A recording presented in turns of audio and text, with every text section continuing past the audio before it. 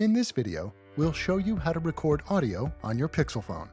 To record and save audio, to turn your speech into searchable words on screen, or search through recorded audio files on your Pixel phone, you can use the Recorder app. From the home screen, swipe up from the bottom to see all of your apps. Tap Recorder. To create a recording, tap the red Record button at the bottom of the screen. Now your phone is recording, even if the screen goes to sleep. To stop recording, tap the red Pause button. To save a recording, tap the Save button. If you don't want to keep the recording, tap Delete.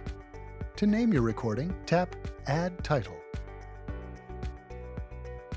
After you've made a recording, your saved recordings will be visible on the main screen of the Recorder app.